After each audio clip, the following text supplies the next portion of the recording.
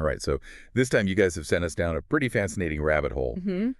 Siberian tigers in Alaska. I mean, bears, moose, eagles, those are practically Alaskan mascots, you know? Right. But tigers, Yeah. that's a twist I was not expecting. It certainly is. It throws a wrench into our usual understanding of, wildlife distribution. Huh. Alaska's vast and wild, but Siberian tigers Right. seems almost out of place. So we've got a YouTube video investigation for this one. Historical records, even some folklore swirling around this one, all trying to get to the bottom of whether or not there could be Siberian tigers in Alaska. Okay, let's unpack this first things first. How could these big cats even get to Alaska in the first place? Well, the most common theory that you see online is that modern Siberian tigers are crossing from Siberia to Alaska Okay. when the Bering Strait freezes over in the winter. Yeah. Seems almost straightforward, right? Yeah, when I first heard that, it like clicked in my head. It was like, oh yeah, of course. Makes sense. But I'm already sensing there's more to the story here. Exactly what's often overlooked is the historical range of Siberian tigers. Right. They're incredibly tough animals, Yeah. but even their range historically doesn't extend that far north. I mean, think about it. They primarily roam the forests of the Primorye region in Russia, which is thousands of miles from the Alaskan coast. So even with a frozen strait, it's not exactly a quick hop for a tiger to make? Not at all. To give you a sense of just how brutal that journey would be in 2006, an adventurer named Carl Bushby actually tried to walk across the Bering Strait when it was frozen. Wow. It took him 14 days 14 days. to cross just a 150-mile stretch, and even he had to take this crazy roundabout route to kind of navigate the shifting, dangerous pack ice. 14 days. And this was a human prepared for the elements. Right. Now imagine a tiger needing to hunt and find food along the way. Exactly. That trek alone would be a huge hurdle for a tiger, even before, considering the lack of suitable habitat once they actually reached Alaska. Okay, so maybe present-day tigers aren't making that epic journey. But here's a thought. Wasn't there a land bridge connecting Siberia and Alaska thousands of years ago? Yeah. Could tigers have crossed over back then? Now, that's where it gets really interesting. You're talking about the Bering Land Bridge. Right. It's talking about the Bering Land Bridge, Right. also known as Beringia, which existed during the last ice age, and we're talking, tens of thousands of years ago. Yeah. It was a massive expanse of land connecting, what we know now as Russia and Alaska. Right. And it definitely opens up the possibility that ancient tigers did roam Alaska. Hold on. I remember reading something about ancient tiger skulls being found in Alaska. You're right. There were findings in the 90s that got everyone excited. A book called The Big Cats, and their fossil relatives even talked about these discoveries, suggesting both lions and tigers were in Alaska over 100,000 years ago based on skull fragments found in the region. Oh, wow. It really painted this picture of prehistoric Alaska teeming with these big predators. So we did have big cats roaming Alaska. But the question is, which kind? Were they really tigers or were they lions? Well, that's the catch science marches on, and new research often challenges older theories. Right. Turns out those skull fragments were reanalyzed using more advanced techniques in the decades since. Okay. And the 2010 edition of Tigers of the World actually corrected the record, concluding that those skulls were actually lion remains, not tiger. Oh, man. Talk about a plot twist. So ancient lions, yes, but ancient tigers, Right. still a big maybe. Exactly, and that's what makes this so compelling. Yeah. We've got disputed evidence, Right. tantalizing possibilities, Yeah. a whole lot of unknowns. All right, so we've tackled the Bering Strait theory. But what about more recent evidence? Specifically, I'm talking about the supposed photos of tigers in Alaska. There was that one from a few years back, the one with the tiger eating a caribou in the snowy landscape. Oh, yeah. It went viral. People were using it as like proof that tigers were back in Alaska. It seemed almost too perfect, didn't it? A tiger in a classic Alaskan scene. I have to admit, even I got caught up in it for a minute. Yeah. I was like, whoa, Yeah. is this real? It's understandable. Images can be very persuasive. Yeah. But you always have to remember, just because a photo exists doesn't mean it represents reality. Right, and that's where things get really interesting. Yeah. Remember that YouTube video investigation we mentioned? Yeah. Well, it turns out they traced that photo back to its origin, the Tosiak National Wildlife Refuge in Alaska. Okay. And guess what it was? An April Fool's joke. You've got to be kidding. A park ranger was behind it. The park ranger himself admitted to creating the image. He even said, quote, it was intended to boost the park's website traffic. Wow. You can't help but admire the creativity. Yeah. But it's definitely a reminder to be careful about what you believe online, especially when it comes to something as extraordinary as tigers in Alaska. It's a perfect example of how easily misinformation can spread. Yeah. Even with the best intentions. Absolutely. But hold on, there was another photo, right? A more recent one from 2023, supposedly taken in Rowan County, Alaska. This one was a bit blurry, but it did look like a large cat, maybe a tiger. Ah, yes, that one made the local news in Anchorage. The news report was really careful, mentioning that no registered tigers were missing or loose, Right. and that, the local sheriff was investigating. Yeah. And here's the frustrating part, there hasn't been any update or confirmation since then. So it's another one of those mystery cat sightings that just pops up and then disappears Yeah. without a resolution. It makes you wonder, what did those people actually see? It's hard to say for sure, but it highlights how our minds can play tricks on us. Yeah. Especially when we're dealing with something that we really want to believe. True, and sometimes the mystery is more intriguing than the answer itself. Mm. All right, so we've tackled possible migration routes, Mm. examined those fascinating photos, and learned a valuable lesson about online skepticism along the way. But there's another piece of the puzzle we haven't explored yet, and this one takes us into the realm of folklore. Mm. I'm talking about the tales of White Death, the legendary giant white tiger said to roam the Alaskan wilderness. Now, this is where things get really interesting. Right. We're leaving the world of zoology and entering the realm of mythology and folklore, Right. where fact and fiction often blur together. And trust me, the stories about White Death are truly wild. It's described as this massive, otherworldly tiger, way bigger than any normal tiger with glowing white fur. And get this, it supposedly gains a new stripe for every human it kills. Wow. It's a truly terrifying creature of legend. It definitely plays on our deepest fears of the unknown and the power of nature. Right. But let's break down the fantastical elements here. The idea of a tiger gaining a stripe for each kill is clearly venturing into the purely mythical, and the size descriptions we hear, like 9 feet long and 5 to 6 feet tall at the shoulder, Yeah. well, those are just not biologically possible for a tiger. Those descriptions are more in line with a mythical beast than a real animal. It definitely sounds like a creature straight out of a campfire story.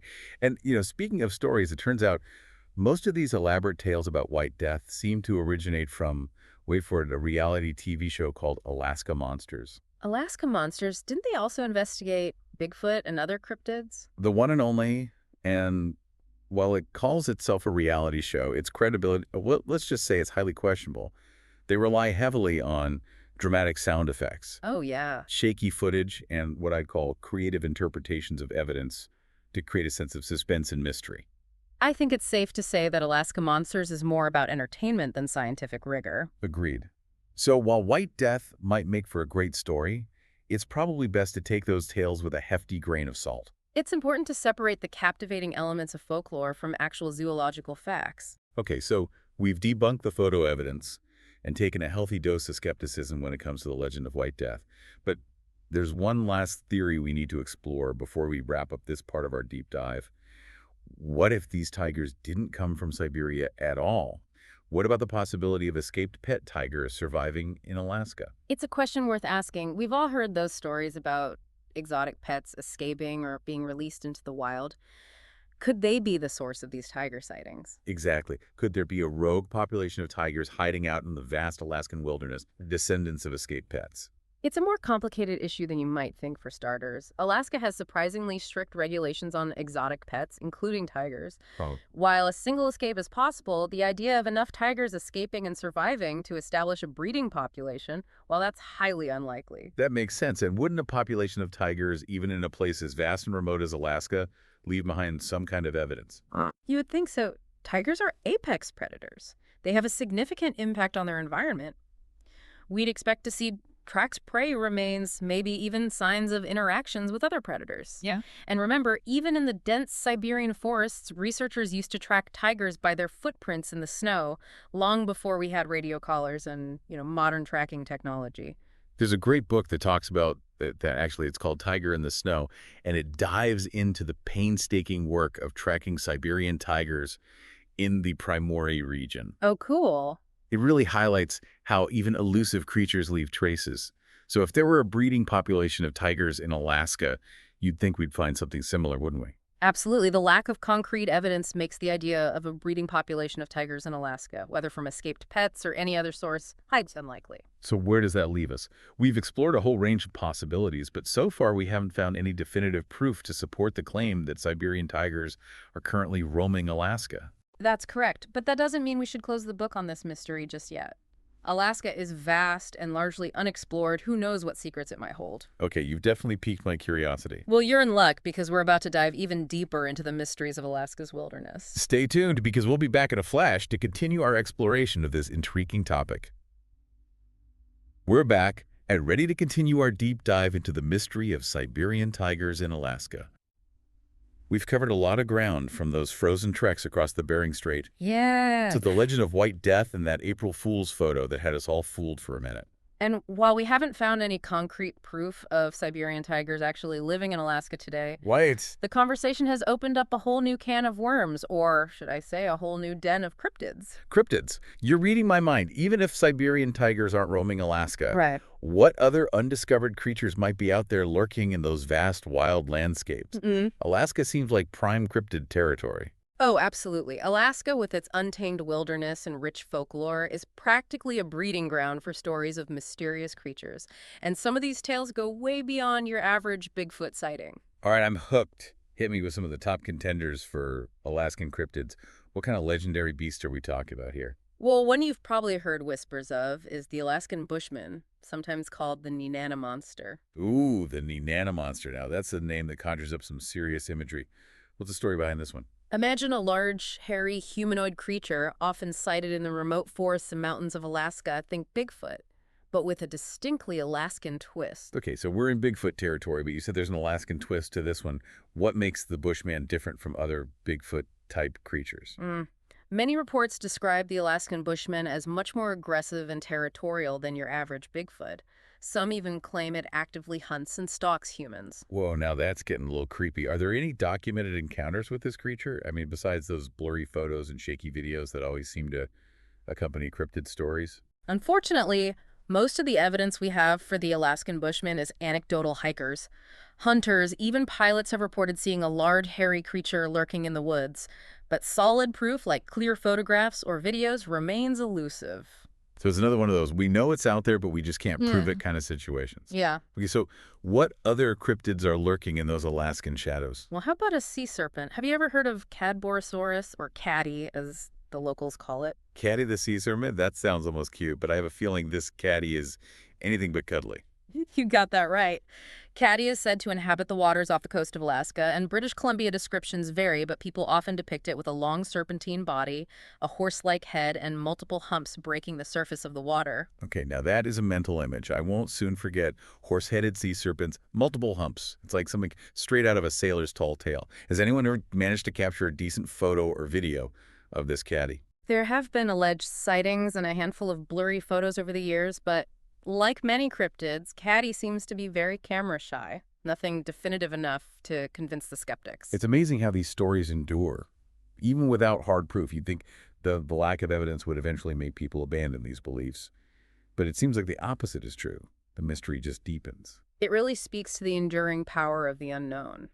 The human mind is wired to try and make sense of the world, and when we encounter something that defies explanation, we often fill in the blanks with stories, myths, and legends, and a place like Alaska, with its vastness and wildness, just begs for those kinds of stories. It's like a real-life treasure hunt.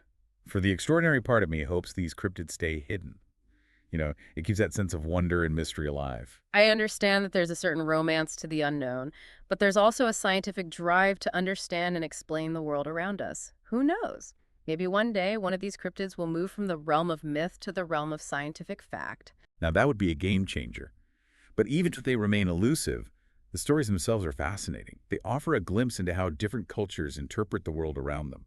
That's a great point. And speaking of cultural interpretations, there's another intriguing cryptid we haven't talked about yet, one that's rooted in Inuit folklore, the Queecairn. The Cooper, I've never even heard of that one. Tell me everything. The Kier are said to inhabit the icy landscapes of Alaska and the Arctic regions.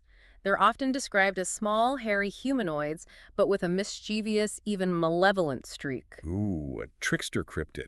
I love it. What kind of mischief do these Queecairn get up to? Inuit legends depict them as shapeshifters, able to mimic human voices and lure unsuspecting travelers astray. They're often associated with strange sounds and unexpected